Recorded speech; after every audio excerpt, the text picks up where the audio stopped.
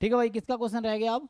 तो सर मेरा रह सर गया। मैंने भेजा है वो CMI वाले में। अच्छा, CMI वाले मेरे को तो इसमें है कि कौन सा बताऊं पहले? Two numbers are independently chosen at random between 0 and 1। So दो नंबर तुमने चूज किया 0 और 1, तो एक्स चूज किया, चलो रैंडम वेरिएबल से ही कर देता हूँ।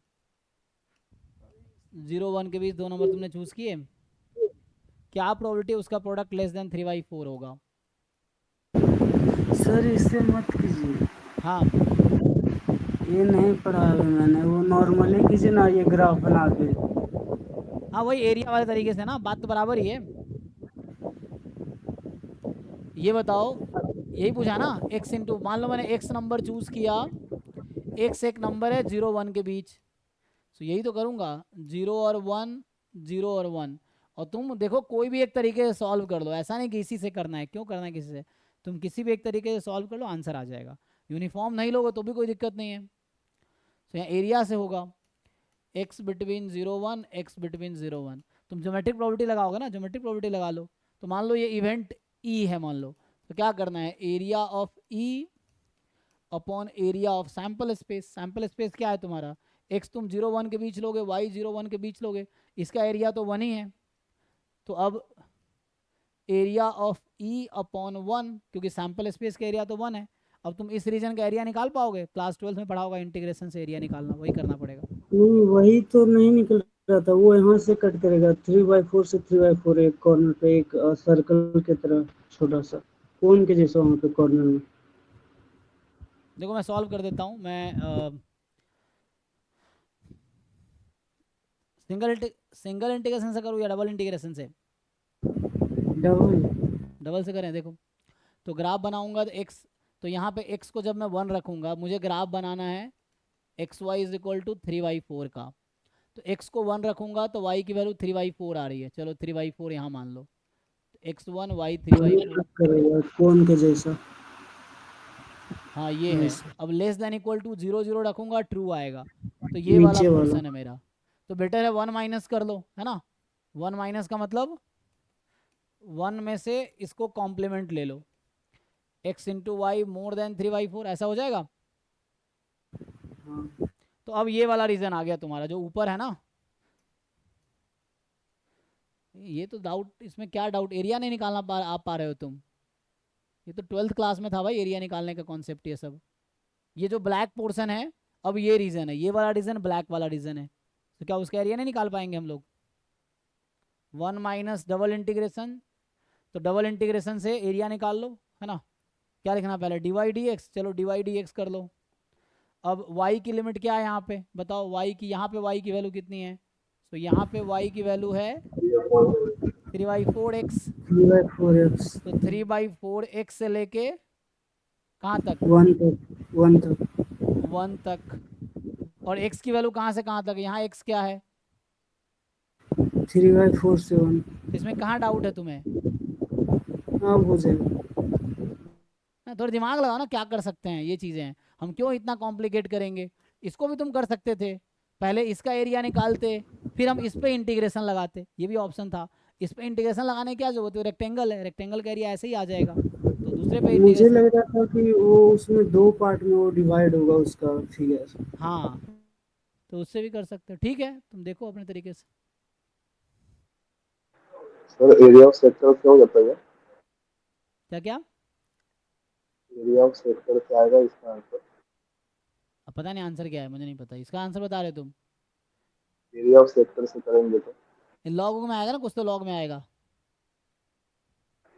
मुझे मैं पूछ रहा हूँ एरिया ऑफ सेक्टर का सर फॉर्मूला क्या रहेगा? 1.25 से 29 तक। हाँ तो वो तो बाद में तुम कैलकुलेटर यूज करोगे तो आ जाएगा, है ना। सर आंसर गलत दिया है क्योंकि प्रोबेबिलिटी 1.25 दिया हुआ है उसका। नहीं नहीं, वो तो गलत हो सकता है, गलत हो, उसको बोल लो, उनको चेंज कर देंगे। हाँ, वो 1 से ज़्यादा क्यों होगा प्रोबेबिलिटी?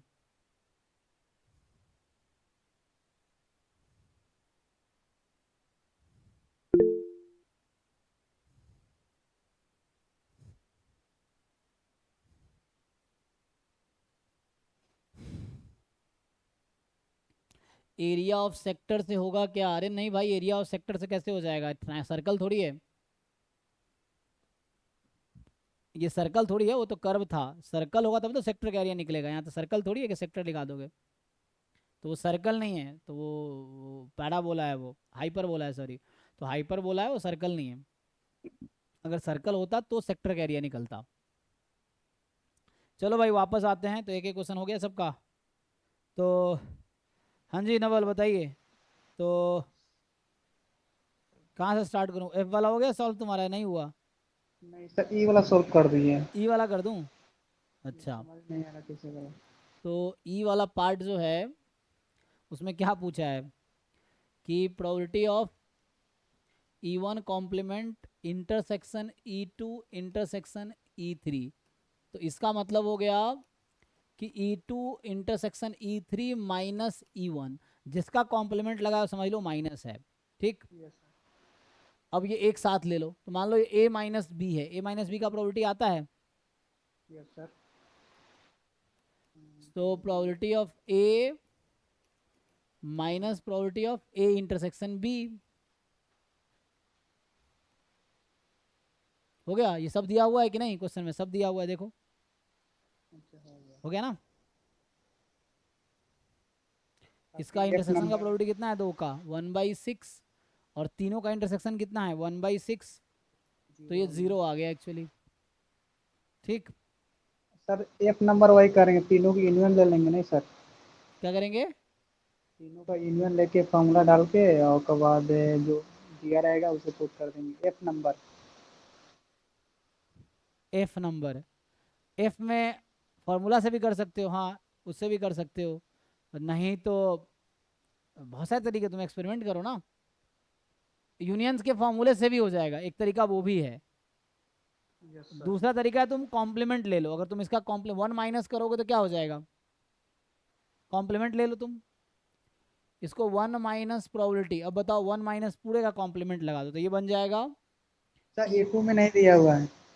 हाँ ई टू में नहीं दिया हुआ हाँ, तो कोई कॉम्प्लीमेंट। बात नहीं, टू में नहीं थी, टू में अब लगा देंगे। ये हो गया, लो तुम्हारा ये अब बन के आ गया। वो जो क्वेश्चन एफ पार्ट है 1 माइनस पूरे पे कॉम्प्लीमेंट लगा देंगे, तो पूरे पे कॉम्प्लीमेंट लगाएंगे। डी मॉर्गन्स लॉ पता है ना? Yes sir. D Morgan's law कहता है ये जो तुम्हारा दे रखा है एफ पार्ट में, E1 complement E2 union E3 complement, इस पूरे पे कॉम्प्लीमेंट लगा दो। तो जब पूरे पे कॉम्प्लीमेंट को खोलते हैं ना तो यूनियन इंटरसेक्शन बन जाता है। तुम्हें याद होगा कि ए यूनियन बी का जो कॉम्प्लीमेंट है वो A complement intersection B complement होता है ना, ये फॉर्मूला। Yes sir. तो यहाँ लगाओ, तो ये E1 का कॉम्प्लीमेंट गायब हो जाएगा, यूनियन इंटरसेक्शन बन गया। E2 पे कॉम्प्लीमेंट लगेगा, E3 पे कॉम्प्लीमेंट का कॉम्प्लीमेंट लगेगा, तो सब E3 बन हो जाएगा जाएगा सर। बस। तो 1 बाकी एक और माइनस, सवाल है, और इसका प्रोबेबिलिटी वैसे ही निकलेगा जैसे अभी जैसे ऊपर वाला पिछ बताएं। हाँ, जैसे ऊपर वाला का निकला है सेम तरीके से। और एक और है सर, 29 नंबर सवाल। सो 1 माइनस 0 1 आ गया। एक और है सर, उनतीस हाँ, नंबर 29 नंबर सवाल बताओ। सर, यहाँ क्या लिखा है? लैंडिंग ऑन टॉप, इसका मतलब क्या है? A die is loaded in such a manner that the 1 2 3 4 5 6 for n बराबर 1 2 3 4 5 6, the probability that the face marked n landing on the top, मतलब ये हो गया अपर फेस पे वो नंबर आ रहा है, इसका ये मतलब कहना चाहिए अपर फेस हो गया। When the die is rolled is proportional to n, ठीक है ना। Yes sir. तो find the probability that odd number will appear on tossing a die, tossing a die है ना। देखो कह रहा है कि n 1 से 6 तक कुछ भी हो सकता है, लेकिन जो नंबर आया तुम्हारा, the probability of the face marked n जो है वो टॉप पे आ रहा है, इसकी प्रोबेबिलिटी है प्रोपोर्शनल n के। मेरा मतलब हो गया भाई, ये कहना चाह रहा है कि n आने की प्रोबेबिलिटी प्रोपोर्शनल है n के, ये कहना चाह रहा है ना। Yes sir. तो इसका मतलब हो गया कि n आने की प्रोबेबिलिटी k टाइम n है, और n क्या क्या है तुम्हारे पास। सो P1 हो गया k, P2 हो गया 2k, P3 हो गया 3k, P4 हो गया 4k, P5 हो गया 5K और P6 हो गया 6K, और इन सबको ऐड करके क्या आना चाहिए? 1 आना चाहिए। अरे टोटल प्रोबेबिलिटी कितना होता है ऐड होके? डाइस पे 1 2 3 4 5 6 सबको ऐड करेंगे कितना आएगा? 1 आएगा ना। तो यस इसको सर। इक्वल टू 1 करो, बताओ K की वैल्यू क्या आएगी? इन सबको ऐड करके 1 के इक्वल कीजिए, बताइए K की वैल्यू क्या आएगी? 21 सर है सर। सो 1/21 आ जाएगा K एक्चुअली, है ना। 21K बराबर 1, तो यहाँ से आ गया तुम्हारा सबका प्रोबेबिलिटी, नहीं आ गया? पूछ क्या रहा है बताओ? ऑड नंबर के निकल जाएगा वो। तो ऑड नंबर पे ऐड कर लो ऑड वाले को, है ना। तो इसको इसको और इसको ऐड कर लो, 5 3 8 1 9, सो 9/21 आंसर हो गया। सो 3 से काटोगे 3/7 आंसर है इस क्वेश्चन का। ठीक है, तो समझो क्या कहना चाह रहा है। एन आने की प्रोबेबिलिटी प्रोपोर्शनल है एन के, तो प्रोपोर्शनल को इक्वल बनाते हैं कांस्टेंट मल्टीप्लाई करके। अब मैंने ये रख दिया ऐसे, अब सबको सम को 1 कर दिया, के निकल गया, के निकल गया तो ऑड वाले को ऐड कर देंगे।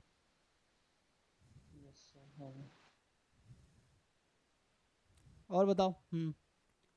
तो सर आपको सेंड किया क्वेश्चन। अच्छा ठीक है, तो आपका जो है ओके, देख लेता हूँ इसका ना।